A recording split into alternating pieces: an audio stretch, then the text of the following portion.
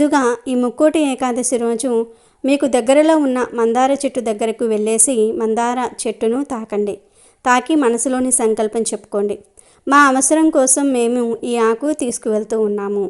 ఈ ఆకు వల్ల మాకు మంచి జరగాలి, మా పరిహారం సిద్ధించాలి అని సంకల్పం చెప్పుకొని మందార ఆకును తెచ్చుకోండి. అలా తెచ్చేసుకున్న తర్వాత ఆకును క్లీన్ చేసుకోండి. ఈరోజు ఇంట్లో వెంకటేశ్వర స్వామిని కానీ లేదా విష్ణుమూర్తిని కానీ లేదా మీ ఇష్టదైవాన్ని కానీ పూజించుకున్న తర్వాత సింపుల్గా దీపారాధన చేసేసుకున్న తర్వాత ఈ మందార ఆకు పరిహారం చేసుకోవాలి. ఒకే ఒక్క మందార ఆకును తీసుకొని ఈ ఆకును దేవుడి ఫోటో ముందు పెట్టి ఆ ఆకు మీద ఎర్రపప్పు వేయండి. దీనినే మైసూర్ పప్పు అని కూడా అంటారు.